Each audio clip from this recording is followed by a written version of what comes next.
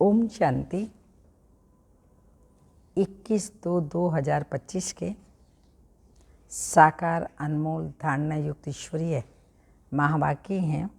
मीठे बच्चे, पांचवी ऑनर होना है तो बुद्धि योग थोड़ा भी कहीं नहीं भटके।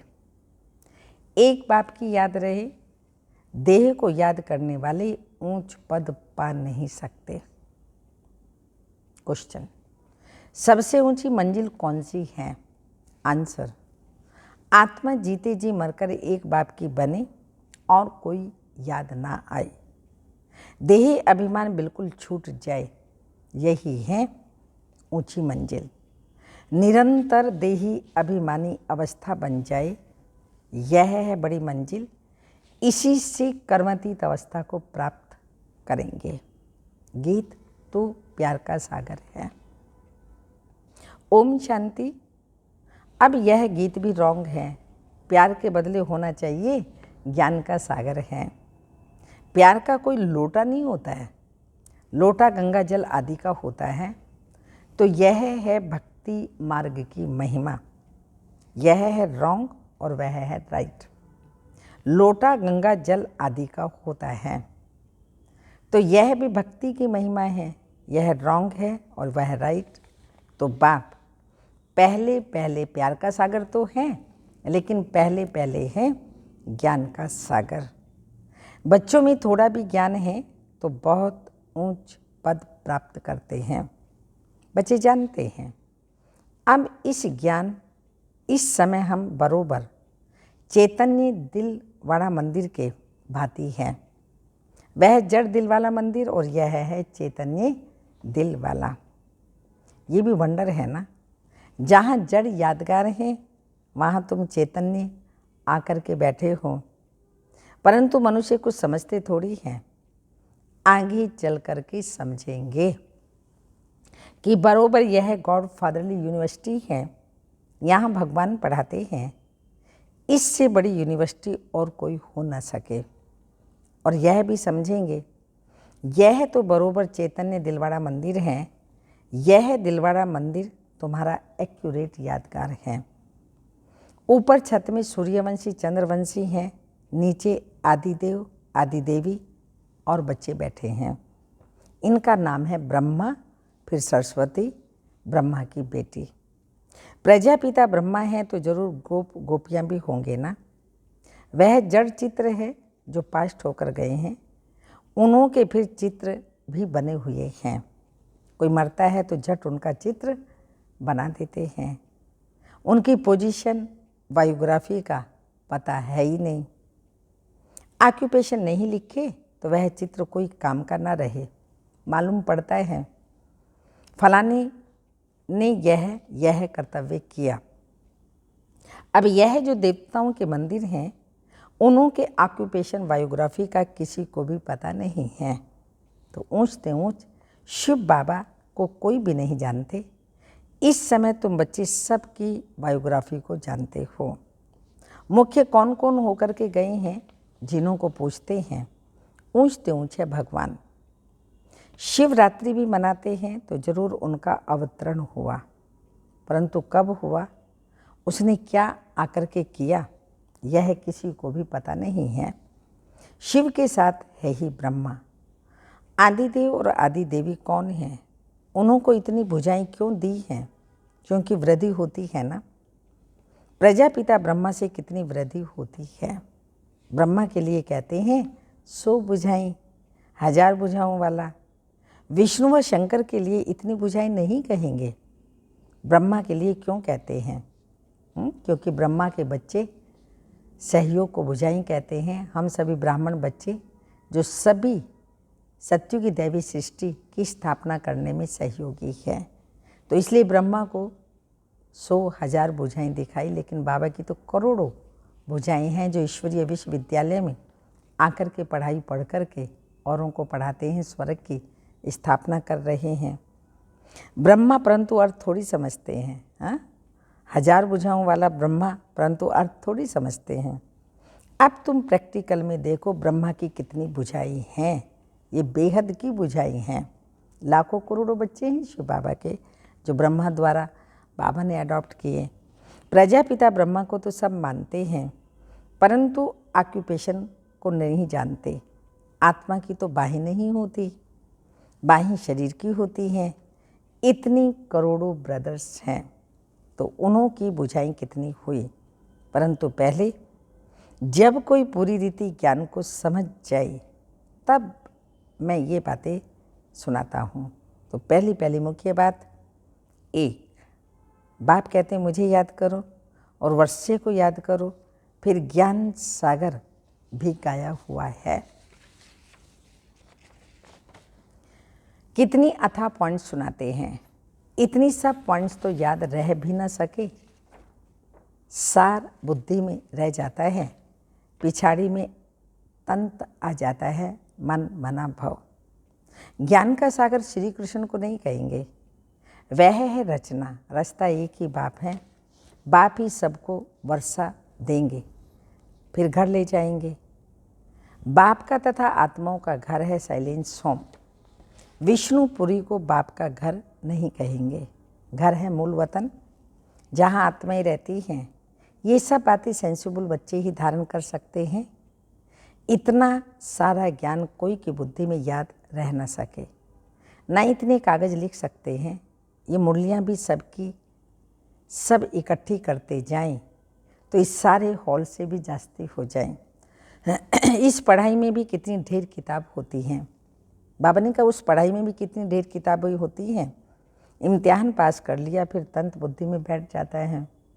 बैरिस्ट्री का इम्तिहान पास कर लिया, एक जन्म के लिए अल्पकाल सुख मिल जाता है।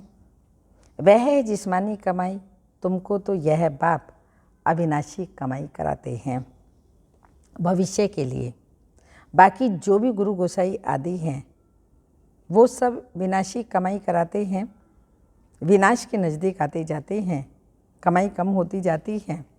तुम कहेंगे कमाई तो बढ़ती जाती है, परंतु नहीं, ये तो सब खत्म हो जाना है। आगे राजाओं आदि की कमाई चलती थे, अभी तो वे भी नहीं हैं। तुम्हारी कमाई तो कितना समय चलती है, तुम जानते हो। ये बना बनाया ड्रामा है जिसको दुनिया में कोई नहीं जानते। तुम्हारे में भी नंबर वार हैं जिनको धारणा होती है, कहीं तो बिल्कुल कुछ भी समझ नहीं सकते। कोई कहते हैं हम मित्र संबंधियों आदि को समझाते हैं, वह भी तो अल्पकाल हुआ ना। औरों को प्रदर्शनी आदि क्यों नहीं समझाते, पूरी धारणा नहीं है। अपने को मियाँ मिट्ठू तो नहीं समझना है ना। सर्विस का शौक तो अच्छी रीति, सर्विस का शौक हो तो अच्छी रीति समझाए ना, उनका सुनना चाहिए। बाप ऊंच पद प्राप्त कराने आए हैं तो पुरुषार्थ करना चाहिए, परंतु तकदीर में नहीं है तो श्रीमत भी मानते नहीं, फिर पद भ्रष्ट हो जाता है। ड्रामा प्लान अनुसार राजधानी स्थापन हो रही है, उसमें तो सब प्रकार के चाहिए ना। बच्चे समझ सकते हैं, कोई अच्छी प्रजा बनने वाले हैं, कोई कम। बाप कहते हैं हम तुमको राजयोग सिखलाने आया हूँ। दिलवाड़ा मंदिर में राजाओं के चित्र है ना, जो पूज्य बनते हैं वही फिर पुजारी बनते हैं। राजा रानी का मर्तबा तो ऊंच है ना, फिर वाम मार्ग में आते हैं तब राजाई अथवा बड़े बड़े साहूकार तो हैं। जगन्नाथ के मंदिर में सबको ताज दिखाया है, प्रजा को तो ताज नहीं होगा। ताज वाले राजाई भी विकार में दिखाते हैं। सुख संपत्ति तो उन्हों को बहुत होगी, संपत्ति कम जास्ती तो होती ही है। हीरे के महल और चांदी के महलों में फ़र्क तो होता है ना। तो बाप बच्चों को कहेंगे अच्छा पुरुषार्थ कर ऊंच पद पाओ। राजाओं को सुख जास्ती होता है, वहाँ सब सुख होते हैं जैसे यहाँ सबको दुख है। बीमारी आदि तो सबको होती ही है, वहाँ सुख ही सुख है, फिर भी मर्तबे में नंबरवार हैं। बाप सदैव कहते हैं पुरुषार्थ करते रहो, सुस्त मत बनो। पुरुषार्थ से समझा जाता है ड्रामा अनुसार इनकी सदगति इस प्रकार इतनी ही होती है। अपनी सदगति के लिए श्रीमत पर चलना है। टीचर की मत पर स्टूडेंट ना चले तो कोई काम के नहीं हैं। नंबरवार पुरुषार्थ अनुसार सब हैं।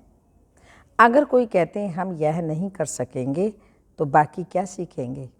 सीखकर होशियार होना चाहिए। जो कोई भी कहे यह समझाते तो बहुत अच्छा है, परंतु आत्मा जीते जी मरकर एक बाप का बने और कोई याद ना आए, देह अभिमान छूट जाए, यह है ऊंची मंजिल। सब कुछ भूलना है, पूरी देही अभिमानी अवस्था बन जाए, ये बड़ी मंजिल है। वहाँ आत्माएं हैं ही अशरीरी, फिर यहाँ आकर देह धारण करती हैं। अब फिर यहाँ इस देह में होते हुए अपने को अशरीरी समझना है, ये मेहनत बड़ी भारी है। अपने को आत्मा समझ कर्मातीत अवस्था में रहना है। सर्प को भी अक्ल है ना, पुरानी खाल छोड़ देते हैं, तो तुमको देह अभिमान से कितना निकलना है। मूल वतन में तो तुम हो ही देही अभिमानी, यहाँ देह में होते अपने को आत्मा समझना है। देह अभिमान टूट जाना चाहिए। कितना भारी इम्तिहान है, भगवान को खुद आकर पढ़ाना पड़ता है। ऐसे और कोई कह न सके कि देह के सब संबंध छोड़ मेरे बनो, अपने को निराकार आत्मा समझो। कोई भी चीज का भान ना रहे। माया एक दो की देह में बहुत फंसाती है, इसलिए बाबा कहते हैं इस साकार को भी याद नहीं करना है। बाबा कहते हैं तुमको तो अपनी देह को भी भूलना है। एक बाप को याद करना है, इसमें बहुत मेहनत है। माया अच्छे अच्छे बच्चों को भी नाम रूप में लटका देती है, ये आदत बड़ी खराब है। शरीर को याद करना यह भूतों की याद हो गई। हम कहते हैं एक शिव बाबा को याद करो, तुम फिर 5 भूतों को याद करते रहते हो। देह से बिल्कुल लगाव नहीं होना चाहिए। ब्राह्मणी से भी सीखना है, ना कि उनके नाम रूप में लटकना है। देही अभिमानी बनने में भी मेहनत है। बाबा के पास चाट बहुत अच्छे अच्छे बच्चे भेज देते हैं, परंतु बाबा उस पर विश्वास नहीं करता। कोई तो कहते हैं शिव बाबा के सिवाय किसी को भी याद नहीं करते, परंतु बाबा जानते हैं पाई भी याद नहीं करते। याद की तो बड़ी मेहनत है, कहाँ ना कहाँ फंस पड़ते हैं। देहधारी को याद करना है, यह तो 5 भूतों की याद है। इनको भूत पूजा कहा जाता है, भूत को याद करते हैं। यहाँ तो तुमको एक शिव बाबा को याद करना है, पूजा की तो बात ही नहीं। भक्ति का नाम निशान गुम हो जाता है, फिर चित्रों को क्या याद करना है।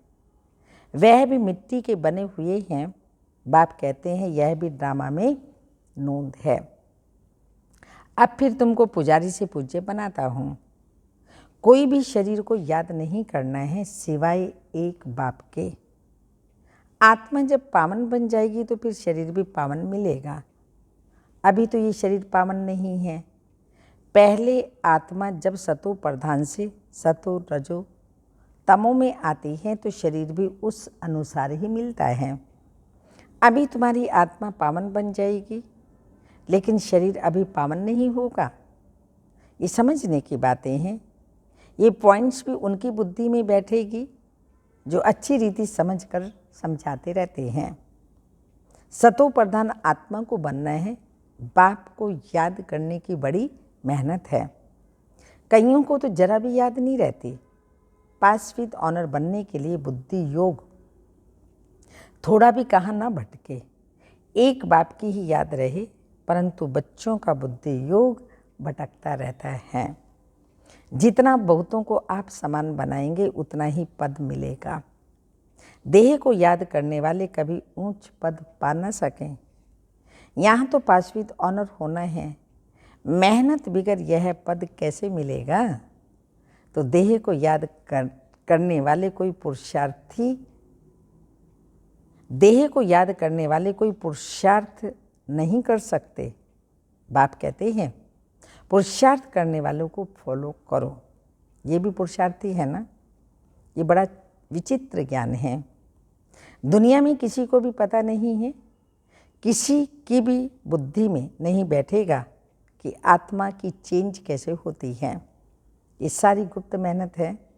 बाबा भी गुप्त है, तुम राजाई कैसे प्राप्त करते हो?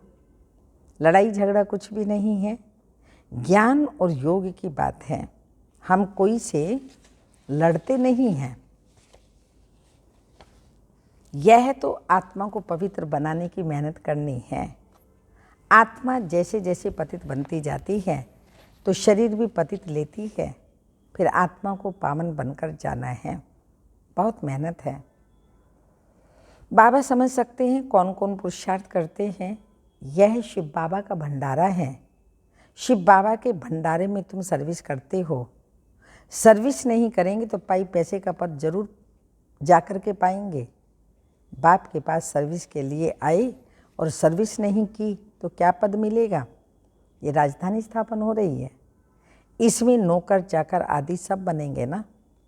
अभी तुम रावण पर जीत पाते हो, बाकी और कोई लड़ाई नहीं है। यह समझाया जाता है, कितनी गुप्त बात है।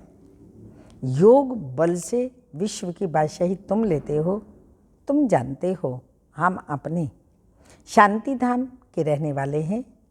तुम बच्चों को बेहद का घर ही याद है। यहाँ तुम पाठ बजाने आए हो, फिर जाते हो अपने घर। आत्मा कैसे जाती है यह भी कोई समझते नहीं। ड्रामा प्लान अनुसार आत्माओं को आना ही है परम धाम से। ड्रामा प्लान अनुसार सब आत्माएं आती रहती हैं, आना ही है। अच्छा, मीठे मीठे सिक्की लदे बच्चों प्रति माता पिता बाप दादा का याद प्यार। Good morning, diamond morning. रूहानी बाप की रूहानी बच्चों को नमस्ते। हम रूहानी बच्चों की रूहानी माता पिता बाप दादा को याद प्यार। Good morning, diamond morning. Om नमस्ते। धारणा के लिए मुख्य सार हैं, किसी भी देहधारी से लगाव नहीं रखना है। शरीर को याद करना भी भूतों को याद करना है, इसलिए किसी के नाम रूप में नहीं लटकना है। अपनी देह को भी भूलना है। जब अपनी देह को भूलना है तो किसी के भी नाम रूप में लटकना तो कितना फालतू है ना। सेकंड पॉइंट, भविष्य के लिए अविनाशी कमाई जमा करनी है। सेंसिबल बन ज्ञान की पॉइंट्स को बुद्धि में धारण करना है। जो बाप ने समझाया है वह समझ कर दूसरों को सुनाना है। वरदान, कल्प कल्प के विजय की स्मृति के आधार पर माया दुश्मन का आह्वान करने वाले महावीर विजयी भव। कल्प कल्प के विजय की स्मृति के आधार पर माया दुश्मन का आह्वान करने वाले महावीर विजयी भव। माया आए और हम उस पर विजय प्राप्त करें। महावीर विजयी बच्चे पेपर को देखकर घबराते नहीं, क्योंकि त्रिकालदर्शी होने के कारण जानते हैं कि हम कल्प कल्प के विजयी हैं। महावीर कभी ऐसे नहीं कह सकते, बाबा हमारे पास माया को ना भेजो, कृपा करो, आशीर्वाद करो, शक्ति दो, क्या करूं, कोई रास्ता दो, आदि आदि। यह भी कमजोरी है। महावीर तो दुश्मन का आह्वान करते हैं, आओ और हम विजयी बने। स्लोगन, समय की सूचना है समान बनो, संपन्न बनो। समय की सूचना है समान बनो और संपन्न बनो। अव्यक्त इशारे, एकांत प्रिय बनो, एकाग्रता को अपनाओ। कोई भी सिद्धि के लिए एक तो एकांत, दूसरी एकाग्रता, दोनों की विधि द्वारा सिद्धि को पाते हैं। जैसे आपके यादगार द्वारा सिद्धि प्राप्त करने वाले की विशेष दो बातों की विधि अपनाते हैं, एकांतवासी और एकाग्रता। यही विधि आप भी साकार में अपनाओ। एकाग्रता कम होने के कारण ही दृढ़ निश्चय की कमी होती है। एकांतवासी कम होने के कारण ही साधारण संकल्प बीज को कमजोर बना देते हैं। इसलिए इस विधि द्वारा सिद्धि स्वरूप बनो। इस विधि द्वारा सिद्धि स्वरूप बनो। ओम शांति।